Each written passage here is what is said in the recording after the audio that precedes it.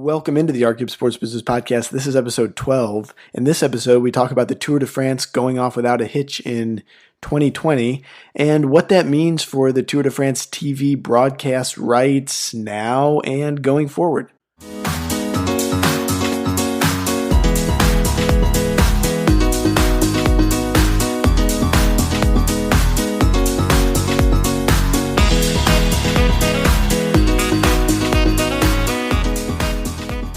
The race must go on. That's what the officials in France said. That's what Lance Armstrong said on his podcast. Many people said that. The race must go on. The Tour de France must happen. Nice was an area where there were many, positive cases, Paris as well, but they found a way to get it done, and it got done without a hitch. According to their testing, nobody tested positive, really, none of the riders. And that was fantastic, and we got great imagery. Many people on the climbs yelling, most wearing masks, but many spectators yelling and watching, and the race itself was fantastic. It was probably the best tour in many, many years, maybe since 2003 when Lance and Ulrich were battling it out. Schleck and Contador had a fantastic fog-ridden battle up, I believe it was the Galibier. But this really even, probably surpassed those in many people's eyes. A bright new young star was born in Tadej Pogačar, who probably depended on his mental kind of makeup or his values and goals, and, what he's looking for will probably really has potential to be in the same conversation as Merckx for the best cyclist of all time. And the green jersey competition was fantastic, a real battle, first one we've seen in many years. And the Tour de France, as we mentioned, the testing, they did testing at each rest day, and the tests came back negative. The 700-member crew that traveled around, really only a few team staff tested positive, no riders tested positive. The race director of the Tour de France, Christian Prudhomme, actually tested positive, but was back in time to ride with the French president, Emmanuel Macron, during the Queen stage of the tour. So all was well there. And as I mentioned, the GC battle was fantastic. We were treated to a new star, Tadej Pogačar, 21 years old. And there's other great talents out there, but it's really something special. And he won the polka dot jersey, the white jersey, and the yellow jersey. And then the green jersey battle, probably the second most prestigious jersey of the tour, went right down to the wire. And Peter Sagan, who normally dominates that competition, was in a real battle with Sam Bennett. They actually used to be teammates, and Sam Bennett is, around Peter Sagan's age, but it was his first really crack at the jersey. And I'm not sure, it may have actually been his first time in the tour, but it was certainly his first time to be able to fly free and contest the green jersey. And, he did more than contest it. He won 2 stages. He won on the Champs-Élysées in the green jersey, and Peter Sagan and Bora did not give up. There was obviously the incident where Peter headbutted Walt Van Aert.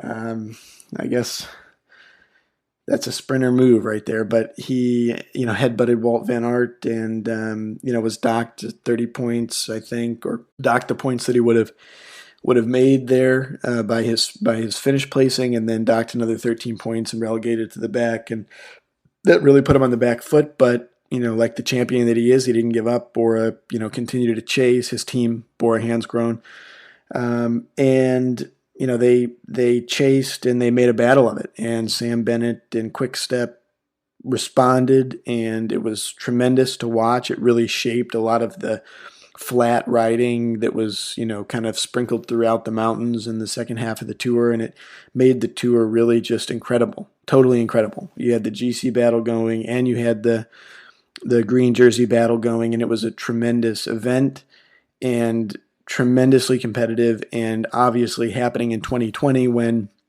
really there's not a lot of other events happening, although sports obviously are coming back in some capacity. But to put on an event like the tour, which is literally traveling throughout the country and does have spectators, like I said, most were responsible enough to wear masks, but there are many spectators, and going through many towns, and really just of any event, something like this you'd think would kind of be the last to come back, but they did it, and really without a hitch is an understatement. It was a fantastic race, and cycling's top event. So it happened. The race went on as it had to. I'm sure the French government, I don't know, but I'm sure the French government was very, kind of lenient, allowing them to do this, really understanding, really, I guess we'll say the French government was probably not adversarial to the Tour de France occurring. Obviously, the race does a lot for tourism. It does a lot for the country. And I'm sure they wanted it to occur, although, as we've mentioned, there was a lot of protocols and testing, and, the riders had to be, couldn't have visitors, and, there was a lot of stuff in place. But really just overall, the, administrators and the staff and the riders and really even the fans too, to some degree, made this happen, and it was a fantastic event. So what we're going to talk about today here a little bit is kind of in honor of this event taking place and just finishing up here today. What does the fact that they got this off mean for the television contracts?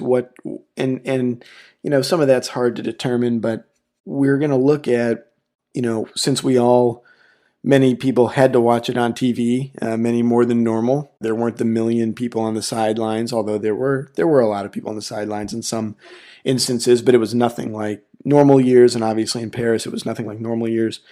So many people were sitting at home watching the tour. So what is that worth, and what are the contracts worth with the tour, and what's going on there a little bit? So we're going to take this opportunity, since this event occurred in 2020, to look at what that means for the TV contracts and what that means for ASO, the organizers of the tour, and that going forward. So in some previous episodes, episode 9, we talk a little bit about the changing of title sponsors, and in episode 11, we talk about team ownership structures and some differences within the team ownership structures within these Pro Tour teams.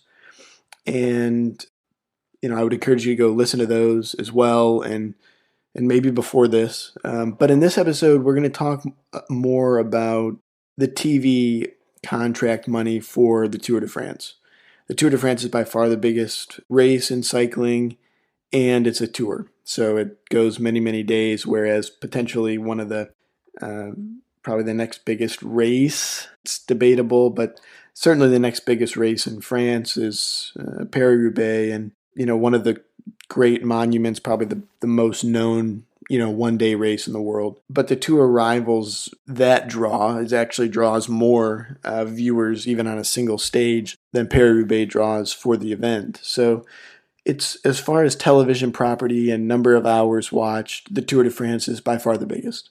It's the biggest in the sport, and ASO owns and controls the Tour de France. So we talked a little bit about, in these previous episodes, about how teams make money and that it's a sponsorship model, and we went into some detail on what that means and how that's set up. So if you want to go, listen to those previous episodes on that, that would be fantastic. In this episode, we're going to talk about kind of another component of any sport league or structure. We're going to talk about the TV money. Now, in most sports, and we've had this briefly on some other shows, but most sports in today's day and age, TV is a big component of what they earn. So, the NFL, we've discussed this, but the NFL has something like a $5 billion a year contract divided up among the 32 teams for the TV money. And Premier League soccer is very similar. I mean, each team gets, hundreds of millions of dollars. It's a huge number. It's a massive portion of their earnings.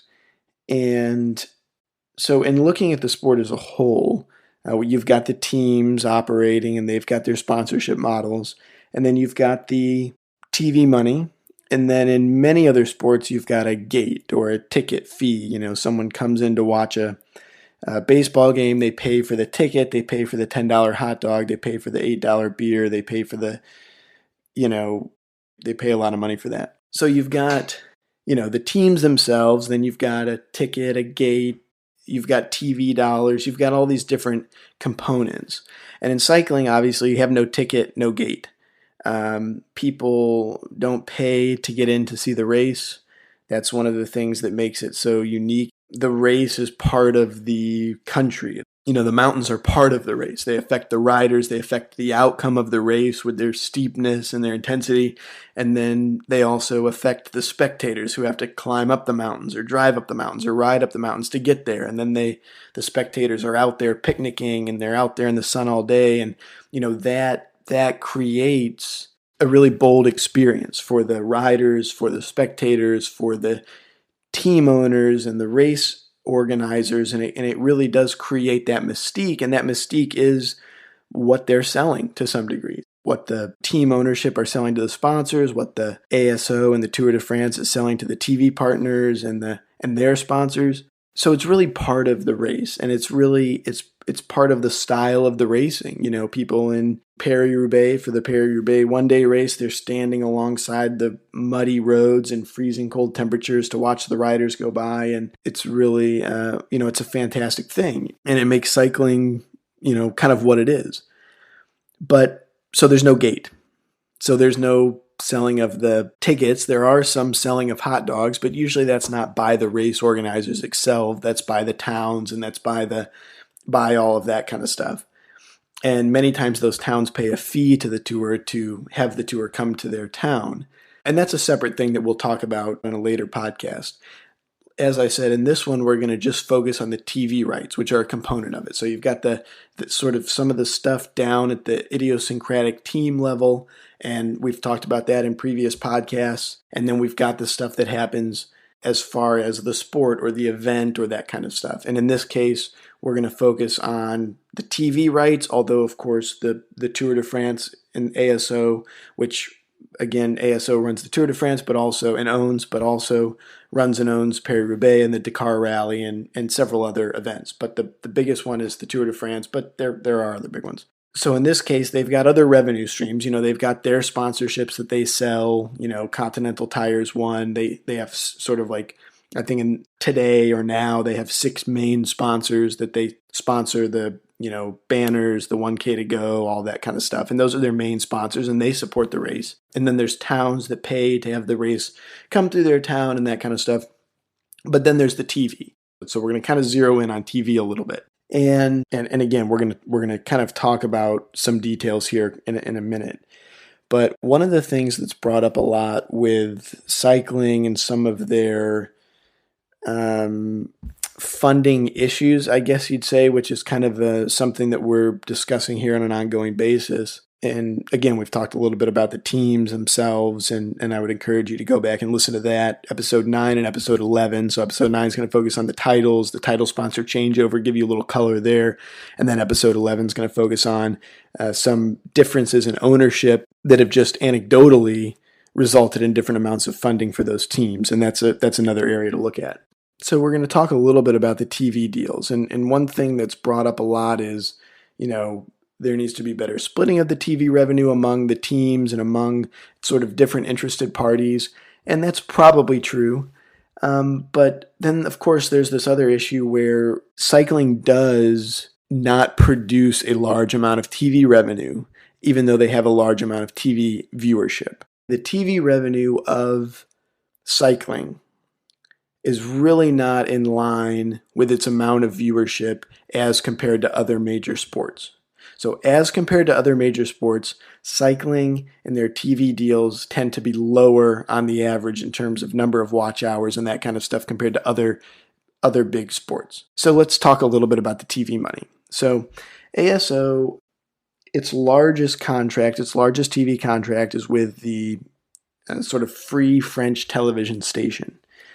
And that's something like around $20 million a year. And that's for the Tour de France, it's for Paris-Roubaix and the other races that they have, smaller races.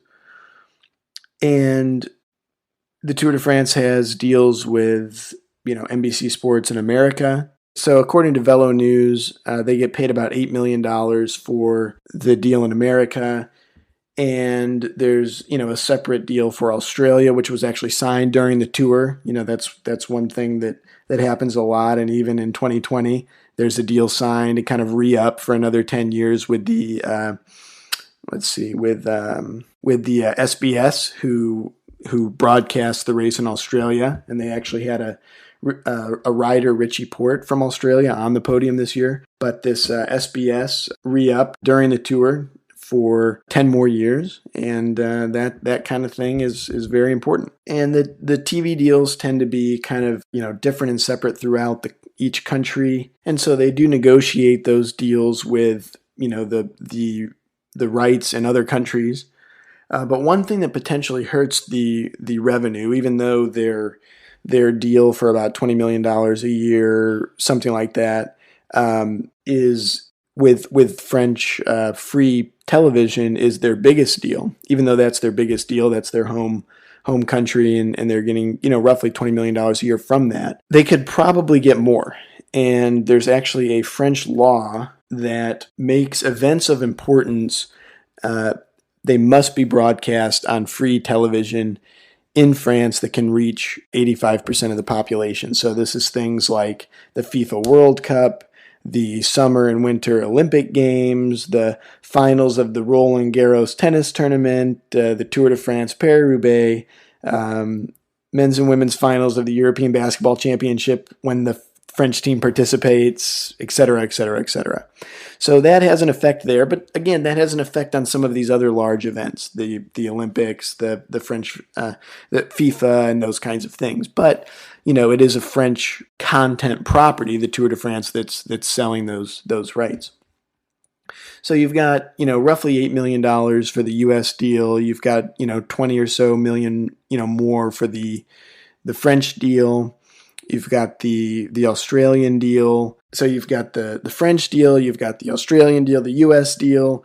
Then you've got a separate deal with Eurosport for some of those other areas that, of course, the parent company of Eurosport is Discovery, and that's controlled by John Malone, who we've talked about in some previous episodes with his purchase of Formula One. You can go back and listen to that. I believe it's episode 8. We talk half an hour just on the purchase of Formula One, but we do mention a little bit about the TV rights deals and some of the things that he's been involved in. And in this case, here his name comes up again. It's kind of hard to avoid him when it comes to sports and TV broadcast rights in this day and age. But Discovery has just in February of this year, at the end of February of 2020, Discovery renewed its ASO deal. And it'll see them broadcast the tour for another till 2025, and it'll see them broadcast the tour till 2025, 2026 for these specific deals. So the Tour de France kind of goes out and negotiates individually in these different markets its TV deals. Obviously, it has that requirement in France, which kind of hinders its main, most marketable properties from being sold to the highest bidder within France. But in these other areas, it can be sold to the highest bidder. But this was some work done by Velo News. The numbers based on the amount of people watching and that kind of stuff for the U.S. especially, they don't really keep up with some of the amounts paid by the U.S. broadcasters or for broadcasters that broadcast in the U.S. They don't really compare to the NHL and Major League Soccer and the Premier League were the ones that they used at Velo News. And there's an article there that is really good that talks about that. By Steve Maxwell and Spencer Martin. I don't know them, but it was an article from May 20th, 2020 in Velo News, and they do run some numbers on that, on the U.S. deal, the $8 million U.S. deal by NBC, and show that it really undersells compared to other sports. And we do know that overall the numbers that ASO brings in for the Tour de France really, and considering the number of eyeballs, really don't compare to these other sports. It's in the $100 to $200 million kind of range before all their other costs get taken out in total TV money, and there's huge cost to put on the race, and it's really if you go by numbers of other sports, it's a property that should really have TV revenue, in the billions annually. And so, they put on the event this year in this kind of crazy year, which was fantastic. It was a great event. During the event, they re-upped their Australian contract. Discovery re-upped in 2020. I'm sure NBC, everybody wants the tour because it is a great TV property. Yet this price is somewhat low, and there's some other issues. And many people have mentioned, the bundling of other events into selling the TV product, which is important. There's, the French law, but again, it sort of does apply to other sports, and it's not the only issue. And they do get some money for that in France. But again, this ties back into some of the previous episodes on sponsorship and sponsorship turnover. There is a question of a lot of these teams in the NFL and the Premier League and that kind of stuff. They do have a lot of money from merchandising as well.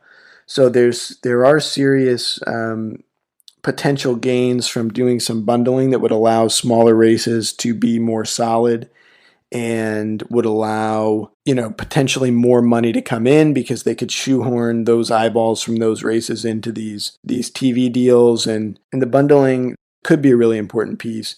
Obviously allowing the races that right now can't stand on their own to negotiate and to get the TV contracts to be able to come in and, sell those properties to these TV providers as well. If they want the tour, if they want Paris-Roubaix, then they have to have these smaller races.